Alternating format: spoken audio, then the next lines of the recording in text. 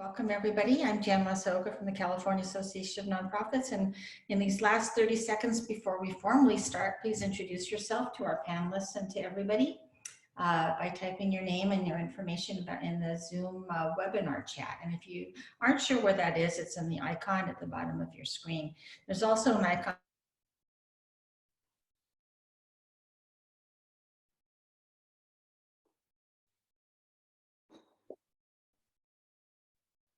So is it just Jan? Yes, it looks like Jan has frozen. So this is Lucy with Cal Nonprofits. Please be sure that you are, there we go. We've got Jan back. Okay. No, it looks like maybe she's frozen again. Maybe she's going to sign back in. So in the meantime, please do chat your name and organization into the chat box so we know who all has joined. And there she is. Yes, so Assemblymember, can you take it away? I apologize. No, of course, it happens to me too. This is a true test of our internet capability, right? All these Zoom meetings.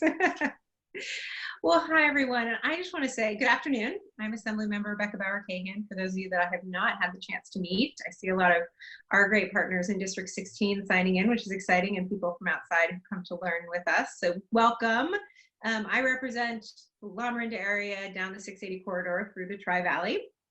And you know, I'm so happy we could be here together because this time has just been incredibly difficult for all of us. We are in the midst of a health crisis, but also an economic crisis, and both have profound impacts on our most vulnerable amongst us, from seniors to children to those that are suffering economically before this COVID-19 crisis. And it's been inspiring to see our communities come together to support one another and those in need. And you all, the nonprofits, are really at the center of that. You do what you always do, which is step up and serve our most vulnerable members of our community who are really in need right now. And so I just want to thank all of you for all of your work that you were doing before this crisis, but really how you have stepped up and increased the volume of service that you are doing for those that are serving our communities right now, and being creative in how, you know, we have town hall theater here. You know, many of our community partners are being creative in how they serve our community during this time as we shift to a new world. And so I want to thank you for that, because I was just on a call a few minutes ago. We were talking about how it's not actually just a physical health crisis. People really are struggling with their mental health. And so many of our nonprofits are critical in making sure people feel connected and have what they need to thrive during this time. So thank you. I also want to recognize what each of you are going through financially. We're very aware of it. Your funding streams are in question, whether it be private funding or public funding. And I know that not all of you, most of you have not been able to access the loans that are available during this time. So we'll talk a little bit about that. We have Mallory here from Congressman Swalwell's office to help talk about that on the federal level as well. And I want to just recognize the California Association of Nonprofits. You know, this policy alliance of more than 10,000 nonprofits has really been advocating in Sacramento for the needs of all of the nonprofits.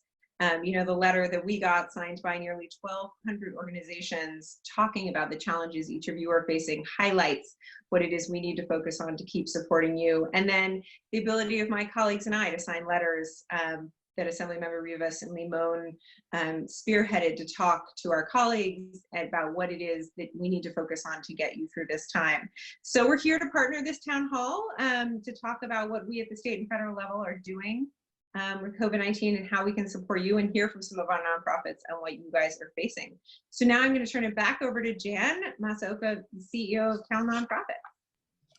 Thanks very much, Assemblymember. You know, one of the things is that I think that you know, your involvement with nonprofits and your commitment to nonprofits is really well known in the nonprofit community, and just the fact that you're doing this town hall and not only answering questions for people, but also listening to what on the ground people are feeling and thinking and experiencing really means a lot to all of us.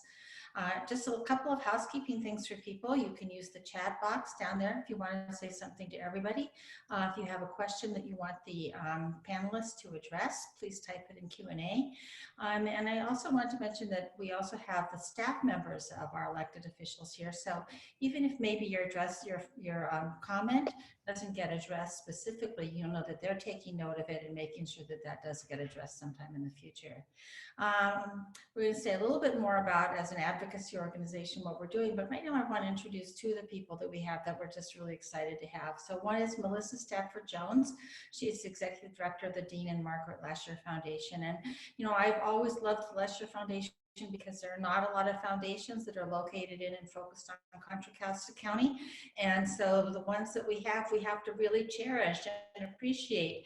And so she's here with us today. And so is Kathy Young, who's the new president and new-ish president and CEO of the Tri-Valley Nonprofit Alliance. And I've had a chance to meet with the Alliance on a couple of occasions. I have to say one time was during Christmas, and we actually met on the stage of the Livermore Performing Arts Center with all the Nutcrackers on the Nutcracker set. So you don't have a lot of nonprofit meetings on the set of the Nutcracker. So, you know, that's always been really memorable. And we really think that local county-based coalitions like Tri-Valley are just super important in this period of time. So we have great folks coming up for you. So I think the, let me just look at our kind of thing. So, and I also just wanted to mention, so in the chat box, you'll also see that there's a telephone number, so that if you have technical issues, you can call our staff. And I want to just point out to you, first of all, Lucy Salcido-Carter. Lucy, wave to everybody. She's our policy director, and she's going to be talking more about policy, but also very happy always to hear from people about policy stuff. And then our kind of behind the camera folks, Christine Metropolis and Karina Paredes Salzada. And they're the ones that, you know, so if the whole thing crashes, you know, it's, you'll know who to call. I mean, I'm sure it's probably the internet, but in any case, you'll know. So thanks very much. And thanks again for being here, Assembly Member, and I'll turn it back to you. Well, thank you so much for partnering with us on this. It really is so important. And it's so wonderful to see, as more and more people have come on and put themselves in the chat, how many of our wonderful nonprofits are able to join us today. So I'll give a little bit of an update on what's happening in the state, although we'll have time for Q&A later. So if I don't address your questions, feel free to put them in that Q&A box and let us know so we can address them at another time. So as most of you know, we approved $1.1 billion in state funding before we left on recess earlier in March to address the COVID-19 crisis. Which in an additional $100 million for our local education agencies. And as you also know, we have blown past that $1.1 billion, but that really was meant to sort of signal and focus on how do we get through sort of the moment-to-moment crisis we were in starting in March, when it came to both our needs in our health systems, getting the PPE we needed, getting the testing supplies we needed to get us through that phase of our crisis, get our hospital capacity up, as well as the food need that we knew was going to come and be urgent, and make sure we had the resources to keep our community safe, fed, and healthy.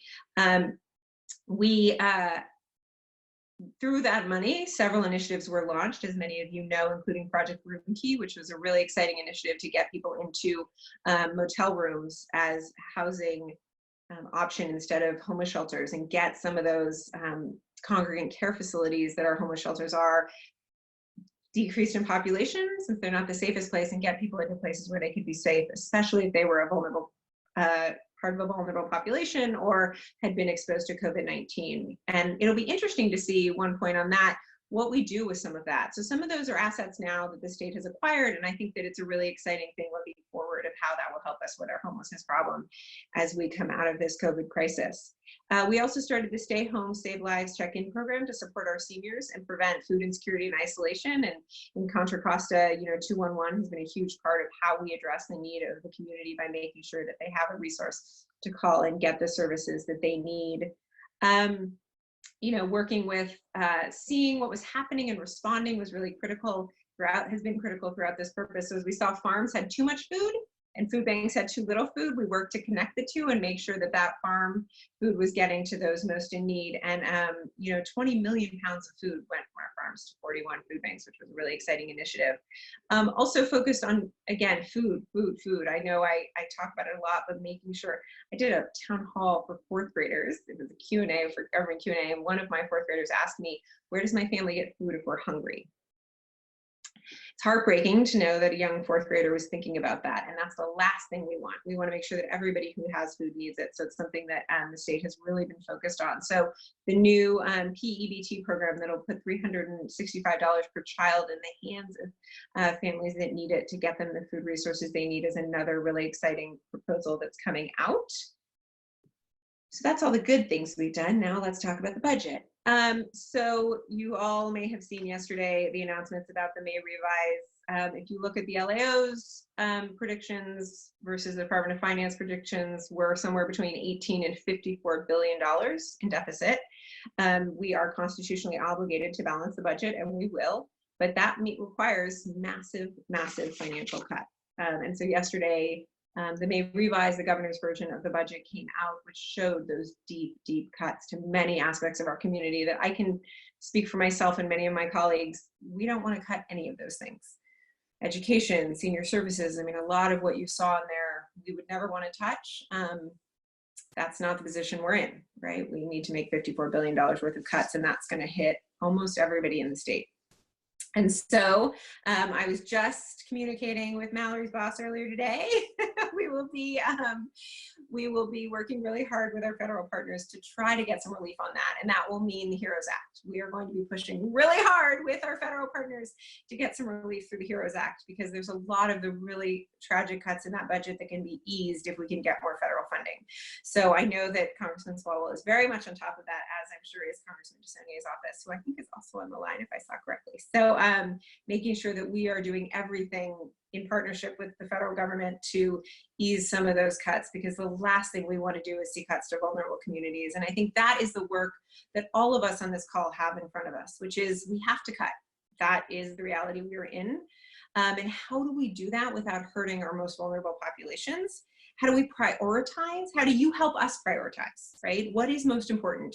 What will hurt you the least, right? And I know that that's not the position any of us want to be in. We want to be just giving you all the things you want, but that's not where we are. So really you helping us identify what you need the most and where cuts might not be as, might be possible, I think is really the critical work that we have before us, and that I hope we can do in partnership with one another. So my last point in that also is that one of the things that I think has been really helpful is when people come to us and they've looked at their budget and they see something, and there's sort of a silly example I have, but there's some water regulations coming up that have this new rollout that's very soon that is very expensive for our cities. And they're like, if you could just ease the deadline for that, it could save us $6 million this year. I don't have $6 million to give the cities, but I can have that conversation. Is there a better way to do that? And so I sort of use that as an example to urge each of you to think creatively about how we can support you. And some of that is through funding, and some of it may be other creative solutions to get your budgets to a healthier place. So I look forward to that partnership, because it's going to be critical given the situation we're in. But that's just a little policy update. And now I want to turn it back over to Jan to hear what we're hearing from the nonprofits at the state level. Well, I love your idea of trying to find things that mean that the government doesn't have to spend any more money. Of course, that's always hard to do when we have so much demand showing up. And I think a letter which you participated in to the governor, which so many nonprofits signed, says exactly that. Flexibility in contracts doesn't have to cost the government any more money, but just giving people for a chance, for example, to get paid for the work they're doing in COVID testing when they're not meeting maybe their quotas for tuberculosis testing, right? Or people who are serving meals, as many meals as they can by delivering them, but they're not maybe able to have the senior group home meals that they used to have. And, you know, I like the point that, you know, sort of the diversity of the nonprofit community. So on one hand, you know, as you mentioned, the food banks, right? The food banks and Meals on Wheels and the health clinics, they're working 300% capacity. On the other hand, you know, every single theater and every single museum in California is closed. So they have, and we're all, nonprofits are all along that whole continuum. And I really also appreciated what you said about there's going to be cuts. And we have, you know, a question that I think is an important question, but it's also an example of a question, right? And that's a question from Stephen Conlon. And he says the governor is eliminating adult day health care, which is, people who are familiar with that know it's kind of if you are the caregiver for an older adult, you can take them to adult day health care, which allows you to go to work. So first of all, I wanted to ask, is that true? And how are you going to assess something like that that's an essential service, but so are a lot of other essential services? Yeah, so I have to be frank with you, I have not been able to read the entire budget that we got yesterday, so I can't confirm that, but I do, it's his area of expertise, so I do trust that he read that properly. And there were cuts, I mean, the cuts were deep, that I can tell you, and I have read part of it. And I think that one of the things we need to think really hard about is also, where do we spend that saves us money? So these adult day health programs and the programs that we support in the community that allow our seniors to live at home, and if that's what they choose, right, which many seniors want to remain at home, are actually a lot less expensive for the state than when we put people in these congregate care facilities, which now we see have dangers of their own, especially right now. And so making sure that we're thinking strategically also about our cuts and where we do them, because I think that those programs are really wonderful for people, but they also help with their health. I mean, the healthcare costs of not providing that care is really critical. People tend to be safer because of those day programs and because of the services they get. If they don't get that care, they end up in our healthcare system, which tends to cost us a lot of money. So it is thinking strategically about our spending and making sure we're not cutting too deep where we shouldn't. As I said, I don't think anybody will be spared from these cuts, but I think it is making sure that the critical programs we have out there can continue in meaningful ways. And, and going forward in the future, over the next weeks and months, what is the best way for nonprofits to communicate with you about what they're seeing and what they're seeing, what kinds of needs they're seeing and having? Yeah, so one of my staff members is on the call, Gabriella, who some of you I know, especially those in the Tri-Valley. She's our Tri-Valley field rep. But she also focuses on healthcare and women's health and some other important issues in the district. But she and my other field reps are really tuned in. They are, I'm in Sacramento a lot, especially right now, but they are in the district full time. And we are here to talk to you. When you were seeing things, we had actually a really wonderful meeting, speaking of the theaters with a theater coalition, where they were like, we want to think about, what about outdoor theater? So as we're starting to think about opening up and what that looks like, make sure to pay attention to, can we do outdoor theater spacing? Maybe it's not fiscally, it won't work out for us, but we want the option. And when you bring those things to my office's attention, we're able to advocate for them, right? We're not going to think of everything. I promise you that. You're spending a lot more time thinking about theaters and how they work than I will ever be. So making sure that you're reaching out to us and having those conversations. We are working full-time plus right now, and we are available to hear you out, to think with you strategically of how we can be creative during this time. So call, email, really reach out to the office. Great. One of the questions is, when will California provide a website for grant opportunities from all agencies? And I know the answer to that. The answer is July 1. And let me say that 2 years ago, we at Cal Nonprofits sponsored a bill that was authored by Assemblymember Limon, that passed with great bipartisan support, that mandated for the first time ever, there would be one website where every grant that nonprofits are eligible for would be listed with a link through to how to apply. And so the state, we passed that bill, now we're working on having it implemented, and we've been working closely with the design team within the state that's working on it, and they say, that July 1 continues to be their launch date, and that it's going to be especially important now because there are more and more reasons why nonprofits will be looking to state government, and also more sort of harder to find. It's always been hard. Like if you were seeking mental health money from the state, you might look to Health and Human Services, but there's also mental health money in corrections. There's mental health money in Fish and Wildlife. So having sort of a searchable database is going to be really great. And I think, let's see, I'm hoping somebody can type the address for that site, grants.ca.gov, so that everybody will have a chance to look at it as soon as that launches. Okay, thanks, Assemblymember. I'm muted, but I did see one question in the chat about the budget that I wanted to address. Someone said, will the June budget that we passed, we're obligated to pass by June 15th, be reliable for the year? The answer is no. Like, with certainty, it will not be. We delayed tax collection to July 15th. So the budgets you're seeing right now are estimates. Usually the May revise takes into account the taxes collected in April. We don't have that information yet, and we won't have it until we collect taxes in July. So we anticipate passing a budget in June and then revising it through baby budget bills and trailer bills in August. So you will continue to see amendments to the budget through August. Thanks. So I think we're going now to federal relief, is that right?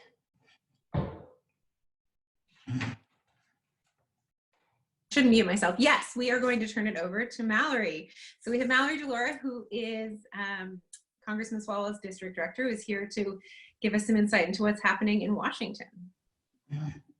Hello, everybody. My name's Mallory. I'm the Congressman's district director. I've been with the office for a little over 5 years now. And just to echo what the Assemblywoman said at the beginning of her comments, thank you so much. So it's tired at this point to talk about how unusual, unprecedented, never seen this before these circumstances are, but it's said that often because it really is, and we're relying more and more on organizations that are being hit uniquely hard. So I guess I'll start by going over what has happened in the past and then how we're using knowledge from what happened then to move forward. And most of us are familiar with the CARES Act and the general parameters of it in the SBA programming, the economic injury payments that went directly to individuals who qualified, as well as the additional $600 a week tacked on to any unemployment insurance application that went in, are the features that got the most publicity at the time.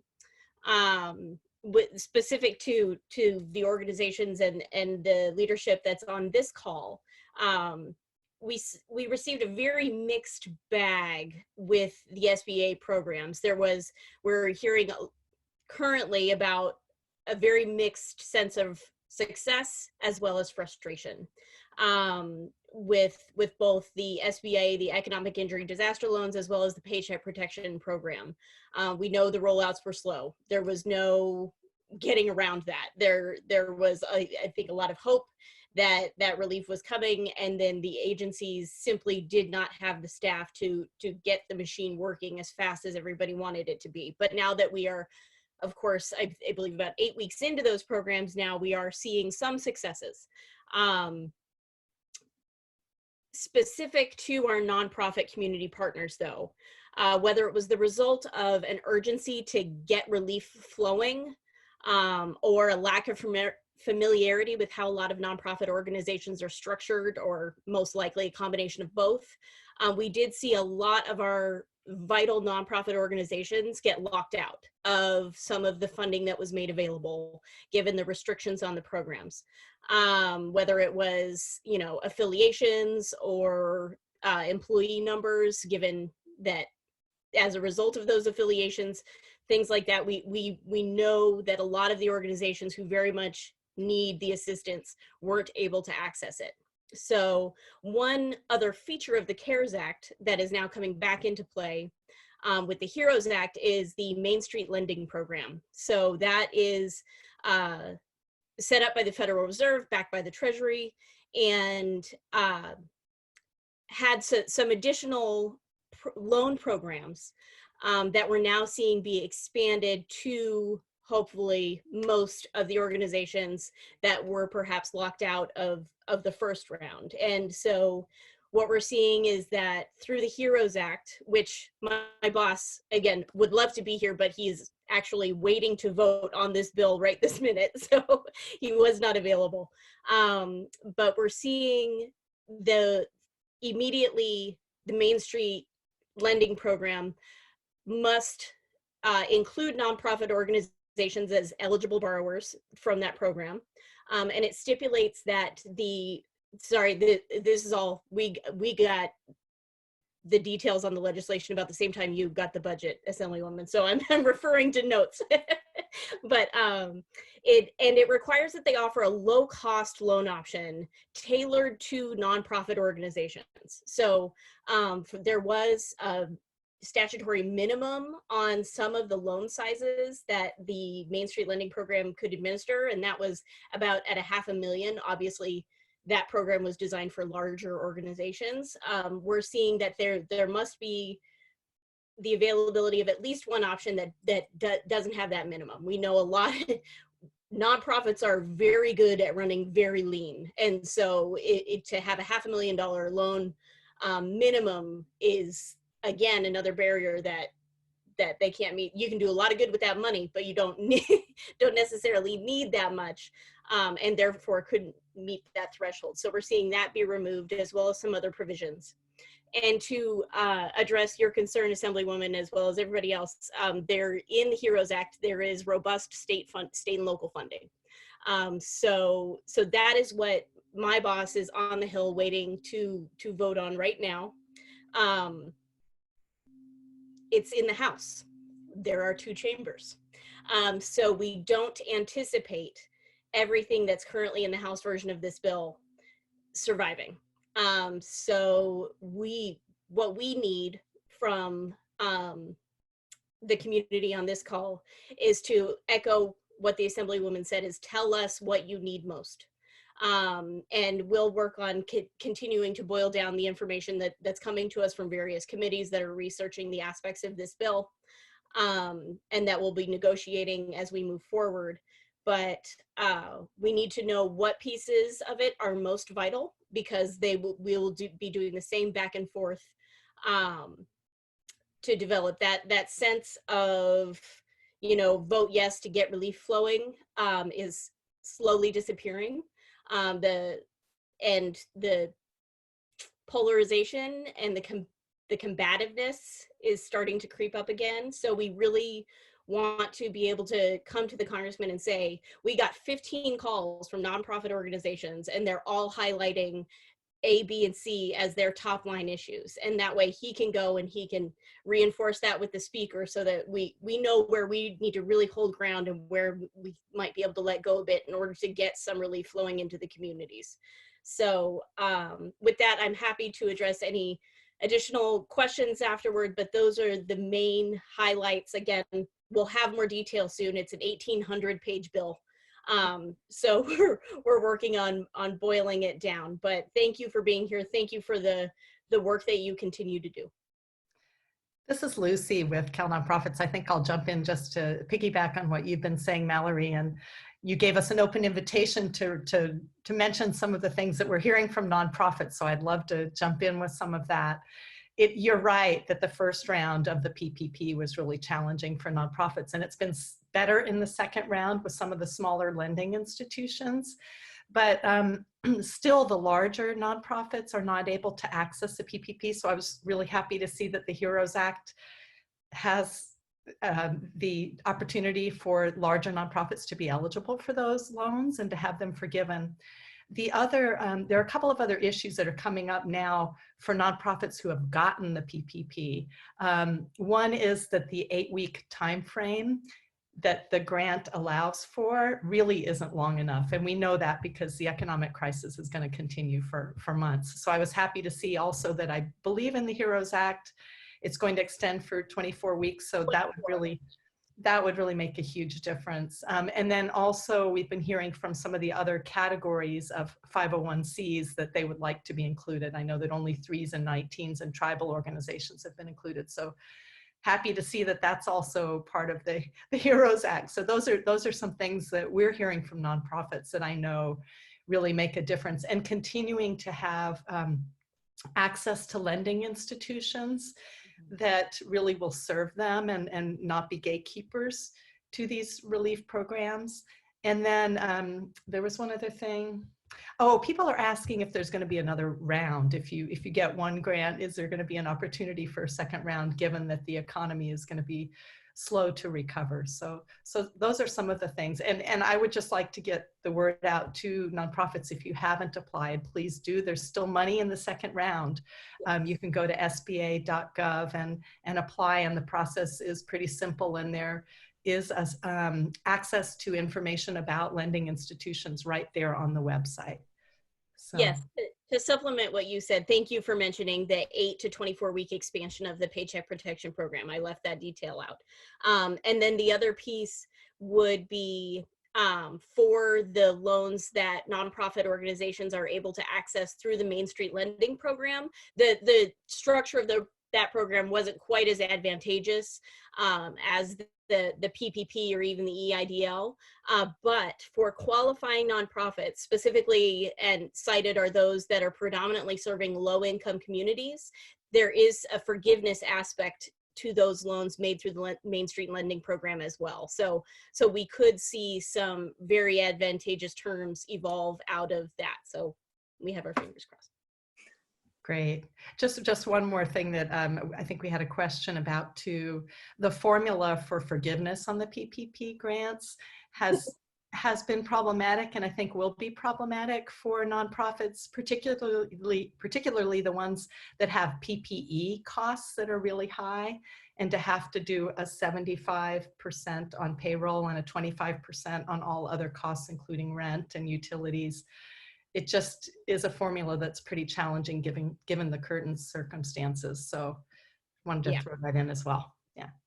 And we would be happy if there's any nonprofits on this call that are trying to navigate that dynamic and see how to make that formula work best for them. We are trying to connect those that need the help with the advisors that can give it. So feel free to reach out to me. We had a call with some regular small business folks that had reached out to us with some CPAs, as well as our partners in the SBA and the small business development centers in our communities. So we're happy to try to help people make those connections. Well, thank you both for that. I think if I recall, Mallory, you and I were on a call together when the CARES Act passed. Yes. Good luck that we're here together again as the HEROES Act is awaiting a vote on the Hill. Absolutely. So thank you for that update and for all of your advocacy here and in Washington. It's so critical that we have all of that help. I'm often on calls. I heard a colleague say it too, where we say to people, we're not the ones that print money, call your congressman. So thank you. And now we're going to turn it over to Melissa Stafford Jones, who is the executive director at the Lesher Foundation. And the Lesher Foundation, as Jan mentioned, is an amazing foundation that provides grants across our community for educational support, visual and performing arts, and a wide variety of programs that nurture and strengthen our families. And, thank you for all of your work you do in the community. I know that you guys have also been really focused on COVID-19 and how it's impacting our local community. And so I would love to turn it over to you to talk about, what it is you're focused on in this time. Great. Thank you so much, Assemblywoman, and thank you for having me on the call. I want to start by just expressing my appreciation for the incredible work that nonprofits are doing in their communities right now, and for our state and federal leaders who are on this call who are doing, I know, everything they can to support our communities and the work that nonprofits are doing. I wanted to just share a few thoughts on both what the Lesher Foundation is doing, some work that funders collectively are trying to do together in the East Bay, and particularly Contra Costa County, where I focus, and then share some work that a group of partners have been doing around a survey of East Bay nonprofits and some of the next steps that are going to be coming out of those findings. So I'll briefly touch on each of those.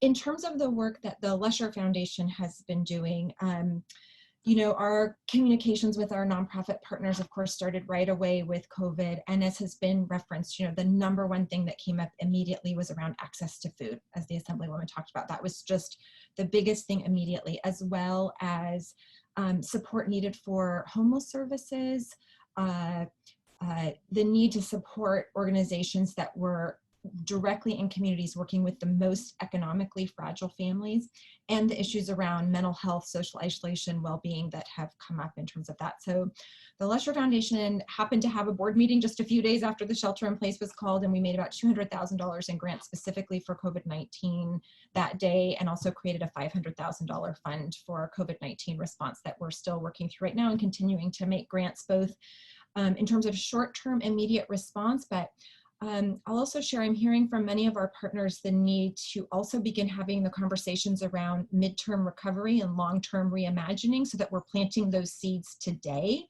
about the larger opportunity here to change some systems that the goal is not to return to exactly how they worked before, because the sense is in the community we can do better. We can do better for our most underserved populations. And so how do we use this moment in time as difficult as it is and with as much disruption as it is, to maybe rebuild some systems in a way that might be even better than what we had before, knowing that that's incredibly challenging to do in a time with such stretched resources. But with our eye in that direction, that's really a request we're hearing from our nonprofit partners to support that kind of thinking. The other thing I wanted to share that the Lesher Foundation is doing, and that many of our partners, we did sort of an informal survey of funders that work specifically in Contra Costa County pretty early on into the pandemic. But I know for the Lesher Foundation and a number of other foundations, we are also trying to be as flexible as we can with our funding. So for example, many of our nonprofit partners have grants for services that they can simply no longer provide. If it was a school-based program, they cannot provide services in schools anymore, but we are encouraging people to repurpose that funding for whatever best meets the needs of the communities and families and individuals that nonprofits serve, as well as we, and I know a number of other foundations, have committed to honoring all of the grants that have already been made, although, as you know, the resources of foundations have also been diminished too, of course, during this time, but have that commitment and look forward to continuing in that direction. I also think another thing that came out of the survey we did of all the funders that work in Contra Costa was also this recognition of not only focusing on flexibility, maintaining current grants and providing additional resources whenever that's possible for COVID response, but is also really focusing on ensuring that there's additional resources available in the mid and long term as part of the recovery, and really paying attention to that need as well and having those conversations. So that is definitely some of the work that's happening now, and it's really focused in the areas that you would expect around addressing food, housing, economic insecurity, mental health needs, particular focus on undocumented families in many cases, given their ineligibility for certain kinds of programs, and also a lot of focus on coordination of these efforts. How do we better align and coordinate efforts to make them more impactful? The other thing through that survey that came of the funders was wanting to, in a more intentional way, although many of us, I know myself included, were spending all of our days and evenings on the phone with our nonprofit partners, really listening and hearing what the needs were so we could respond in a meaningful way. We wanted to more intentionally make sure that we could capture the impact on nonprofits in the communities that they serve, and see if that might provide some capacity for us as a community to respond in the most meaningful, impactful way. So there was a survey of East Bay nonprofits done. We have the findings from that. And we're sharing those findings across the community, and happy to share those with folks on this call as well at a time, maybe when we have a little bit more time. But one of the biggest findings I just want to share with folks that I know is one that is not surprising, but it is heart-wrenching, which is we asked nonprofits about the impact on their clients and communities, and they said that the impact is high or extreme, and extreme meant risk to the health or welfare of people or families. 90% said it's a high or extreme risk. And at this moment in time, they said it was 19% extreme, but in 3 to 6 months, nonprofits predicted that 32% of their communities and clients would be at extreme risk.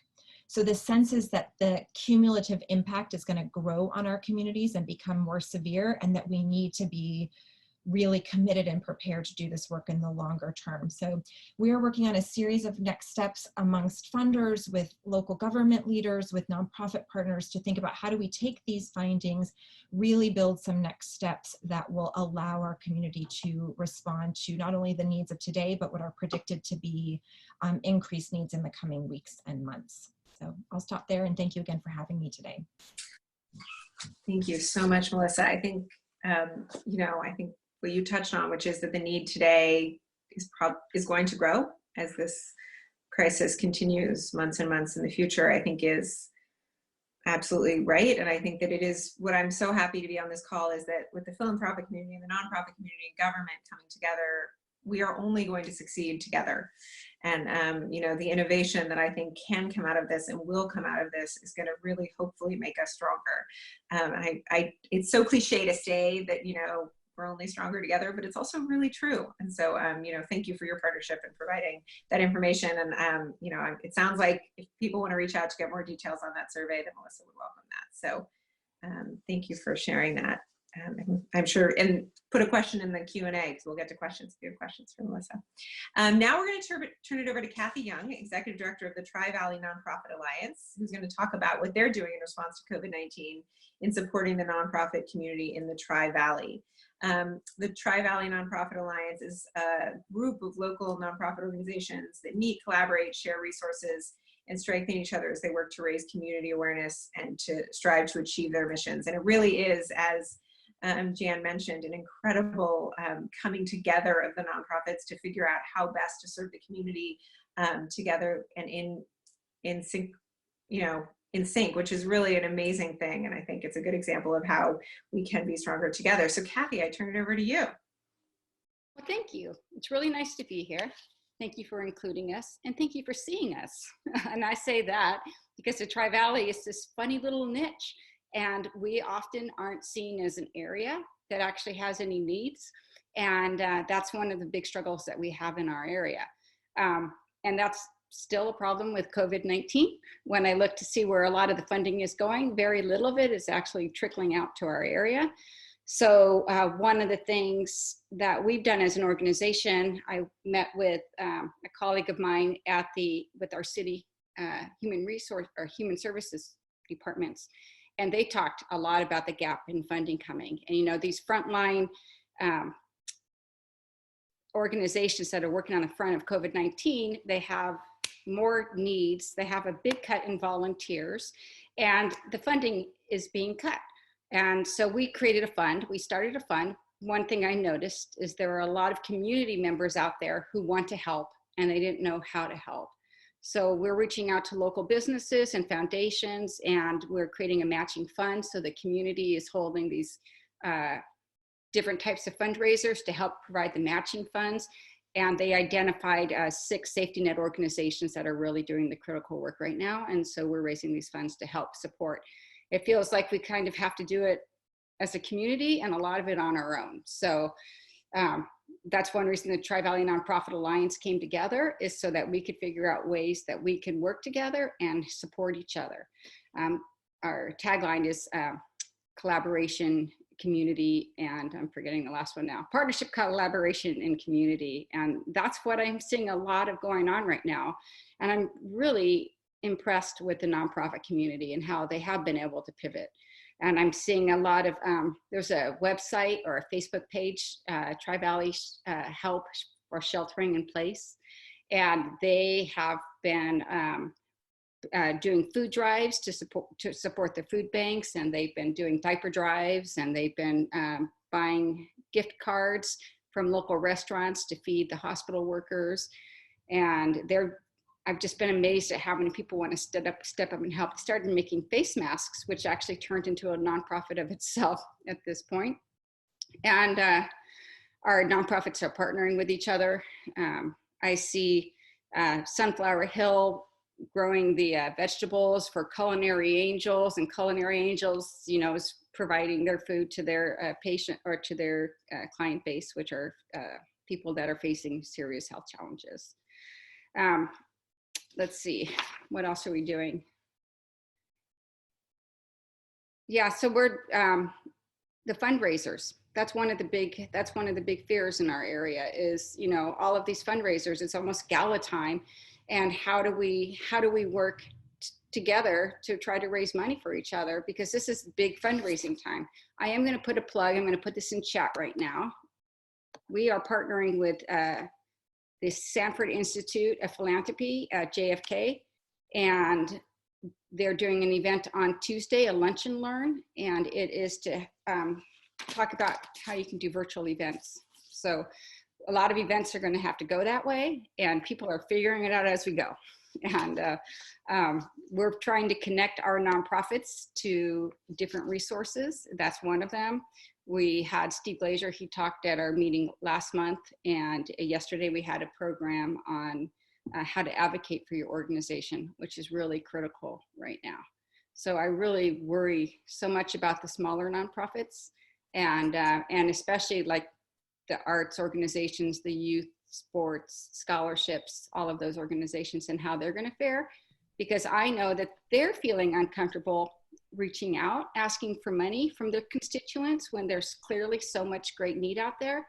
And so we're also talking about how we can do a program to help them tell their story as to why it's so important. And one of the things that I think might actually help us a lot is if we can start having the government really talk about how important the nonprofits are to our community. And just because people need to know, I don't think the average person realizes how much of their life is built around nonprofits, taking care of their land, taking care of the arts, the education, all of that. And I think to educate the general population on that would be really helpful. Thank you for that. And I think, I know Tri-Valley Haven, I think I saw Tri-Valley Haven is here online, an amazing partner in the Tri-Valley as well as others. But, you know, it is such important work to help people navigate a completely new reality, right? As you mentioned, fundraisers and others are just different than they've ever been. And we need to make sure that the support that is out there is getting to our nonprofit partners. So thank you for that. And you'll be happy to know that I couldn't agree more that sometimes we struggle to get some of the Alameda County resources and some of the state resources out to the Tri-Valley. I have a little bit of a reputation on the weekly Alameda call for hard questions around why the testing sites, there are still no testing sites from the county in the Tri-Valley. So we are focused on it and trying to get it out there. So thank you for everything you're doing, because together we will raise the profile, and you guys do incredible work. And part of what I think is so heartwarming about the work that is done in the Tri-Valley is that the community out there that needs it is sort of the hidden community. People think that everyone in the Tri-Valley is doing just fine, and yet we see from the numbers of people coming to our food pantries that there are a lot of people struggling and living paycheck to paycheck, and it is our nonprofit partners out there that are closing that gap. And so thank you. So I will turn it back over to Jan, who is going to moderate our Q&A. First of all, I want to say, you know, I really appreciate so many of the panelists are answering questions directly in chat. So I know Lucy's answering policy questions, and Melissa's been answering questions about the Lesher Foundation. And so I just love that fact that we're able to have like 17 different conversations happening here at once. And, you know, I really want to just say Kathy's point about California's economic power. I think we can never stop saying that, you know, 1 in every 14 California jobs is at a nonprofit. So we actually employ more people than construction. We bring billions of dollars every year into the state and federal money and from out-of-state foundations. And so, you know, when we talk about economic recovery, nonprofits, of course, have to be at the heart of that, because we're not just at the heart of services, we're also a big economic player. Now, there are a number of questions about the arts, and so I've been trying to kind of combine them into like 1 or 2 questions, and particularly about performing arts. And, you know, I actually heard a great phrase this morning, you know, the arts are the second responders. And I think that that makes a lot of sense. So the number of questions and kind of what does the state, how can the state be helping particularly performing arts organizations and small nonprofit arts organizations? And, you know, I think many of the performing arts organizations are wondering over a very long period of time whether they'll be able to reopen, and what your thinking is about that.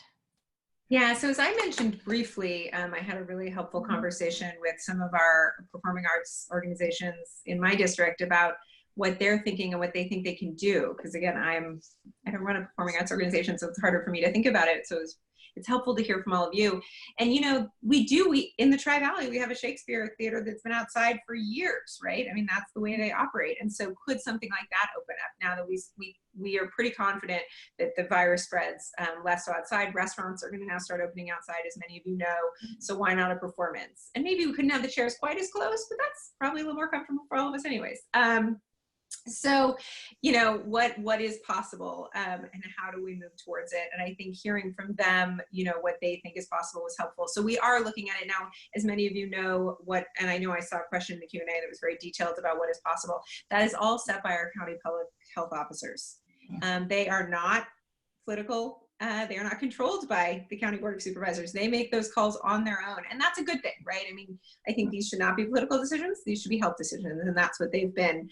But it means that we have weekly conversations with them. We are talking about what our community needs. We're advocating. We're providing your ideas and input to them, but then they make the final decision about what is safe for our communities. So I think that it's important for us to advocate and talk about what you guys want, and and then allow them to make decisions about what is safe. But again, bring those ideas to us because we can present them to them and try to get them to think creatively about outdoor theater and other ways for you to operate in the short term. But to your other point, Jan, we do need to be looking at how we can support, as our budget allows us to, these organizations that are so critical. And again, as employers and as opportunities for education. I mean, I think it's underestimated the amount that our performing arts educate our community and provide just a depth of learning that we can't just get in our classrooms. So we also have a question about, you know, recently some of the government money has basically come through as unrestricted money. And the question is the Main Street money going to look like that, or is the state budget going to, all those grants to nonprofits going to be more unrestricted than they have been in the past? Mallory, you want to talk about the Main Street money? So I will try to get some clarity on that. I know a lot of the restrictions that we saw with the PPP funds came by way of not through the legislation, but the agencies putting in some parameters afterward. There are some pieces of the HEROES Act that act to remove some of those restrictions. So I think the overall goal would be, yes, to remove some of the restrictions on the money that's coming down from the federal government. I don't know if it would be unrestricted, but I can try to get more information. And you know, Mallory, we also have a question about student debt, which I know that Representative Swalwell has been a real champion for. And you probably also know that there are 160,000 nonprofit staff in California who have student debt. What does the HEROES Act have about student debt? The HEROES Act has some additional student debt provisions. A lot of it has to do with those first responders, so doctors, nurses, healthcare workers. We understand that a lot of our healthcare workers are also nonprofit employees. So there are some additional provisions that factor in the public service loan forgiveness and includes some of our nonprofit healthcare systems into that umbrella, as well as some forgiveness aspects for healthcare workers in the student loan. The CARES Act went a good way to give some payment relief during, you know, the time period we're experiencing now. Some of the private loans were left out of that because the CARES Act was primarily the federal loan piece. So the HEROES Act extends some features to private loans and also has those forgiveness aspects, whether it's through public service loan forgiveness or just direct forgiveness for healthcare workers. Thank you. And a question for Melissa, you know, it says here, so much of the philanthropic dollars for COVID response has been gone to COVID funds, and community foundations there and other foundations are mostly using COVID funds for existing grantees. And is there something that can be done to kind of open up these COVID funds to people that are not existing grantees? Yeah, I think it's been, at least what I've seen in my conversations with funder partners, is it's really a mix. So some of the pooled funds are working with a range of partners. Part of the effort has been sort of speed, right? Getting the dollars out the door as fast as possible. So trying to have no application process at all. Like I know for the Lesher Foundation, we've had no application process and are requiring no reports on our COVID response grants. So just trying to get those dollars out the door quickly and make them as usable and flexible as we can. And I know for some of the pooled funds, those community foundations are working with that they have not worked with in the past necessarily. So I think it is really a mix. I do know for the Lesher Foundation, we are currently focused a little more on our current grant partners, but as we are building out our COVID response in terms of new issues that arise, we are open to working with partners that relate to sort of the greatest needs that we're hearing from folks and from the community.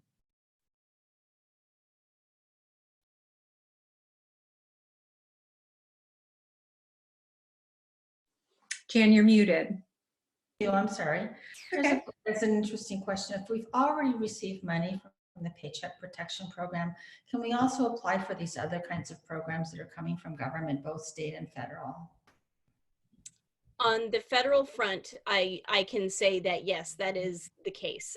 The Paycheck Protection Program was meant to go towards specifically employee salaries. We realized that organizations have expenses other than those, so you are still eligible for other programs as long as you meet the other criteria. The only exception to that is the payroll tax credit. If you Yeah. get a PPP, you can't get the payroll tax credit. Yeah, that would be essentially a double dip. If those funds are forgiven, then yes. Great. So some of these aren't really questions, but they're important comments. I think one comment is, so many nonprofits get operating funds from fundraising events. And doesn't look like we can have as many of those in the future. They may not bring in as much money. And one good thing about those is that they brought in unrestricted funds. And so what advice do all of you have for organizations that are really trying to figure out how can we raise money in the future when we're not able to do events? So, I mean, I don't know what y'all are hearing, and you know more than I know, but the nonprofit partners that I talk to have actually been pretty successful right now in their online fundraising and doing an online gala, a Zoom gala, if you will. That they've been more successful than I think most of the nonprofits I've talked to expected, to be frank with you. And so to the extent that people can support, I think they still are. So don't close yourself off to ideas, new ideas. I think it's worth trying. And even if it's not as successful, it's worth doing. But, I think it's going to take innovating. And I think that's key. And I think that the same people who thought those organizations were valuable before continue to think they're valuable. And again, as Melissa mentioned, people don't have as much as they did before. Foundations have been hurt as well as individual donors have, but it's worth asking because you are as valuable as you were before, if not more. I'll just share what the nonprofit survey of East Bay nonprofits that we did, not surprisingly, fundraising was the #1 capacity building need that nonprofits identified. And I think that Solomon Belletta from the JFKU Sanford Institute of Philanthropy may be on the call. And I know they are hosting some different webinars and learning events around virtual fundraising. And I think there are a number of organizations where sort of best practices are already emerging, to your point about sort of what kinds of approaches in terms of the virtual space might work, as well as really how to rethink individual donor outreach. We're definitely hearing from some of our nonprofit partners about new or different or enhanced ways they're doing that during this period of time. So I do think the world's changed dramatically and people are really trying to figure out the best way to do that and learn from each other and really build on the work that's been happening. But it is definitely the case that people are very worried about fundraising. For example, cash flow is one of the major issues we know our nonprofits are worried about in the next 3 to 6 months. Kathy, did you mention you had a training on this? Was it videoed? Is it available? It's on Tuesday. Oh, it's on Tuesday. It's coming. So tune into Kathy's training. Kathy, can you put the information? Kathy, can you put that information into the chat box so that everybody can see it? Yeah, and Stanford did. Can you do it one more time? We're partnering with Stanford Institute of Technology, or not Institute of Executive, MIT.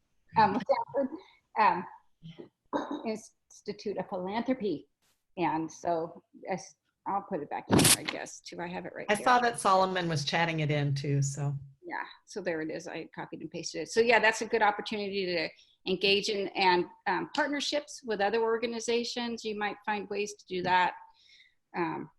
It's also a really good opportunity to showcase your client base and have them engaged and interact directly with.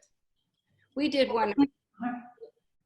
In a couple of days, we're going to be sending out just a little bit of kind of wrap-up notes from this, including the websites that people have mentioned here, so that you don't feel like if you didn't write it down or take a screenshot, it's lost forever. So we'll send that to you. Really want to thank everybody who's participated. We have well over 100 people participating. And then, so let me just ask you, Assemblymember, if you can close with something to give us something to look forward to over this weekend. Yes. Well, I just want to, first of all, I want to thank all of you for being here. Jan and Lucy from Cal Nonprofits, Mallory, Kathy and Melissa for providing your expertise as well and helping answer all these incredible questions. I think I learned a lot and I'm sure everyone did as well. And I just want to thank you all for being here and for all the work you continue to do. I mean, I think to Jan's point, out of everything comes a silver lining. And I think the silver lining that I continue to see is our communities coming together in really powerful ways to make us safer and healthier and stronger. And I think that we will come out of this in a better place, and it's going to be a tough road, and it is a tough road, but we are all here to support you. So this is just a touch of a little bit of Q&A, but please don't be strangers. You know, I know Cal Nonprofits is always here to support, and my offices as well, as are the Congressman's offices. So thank you all, and I look forward to hearing you soon with all of your great ideas that we can help put into place.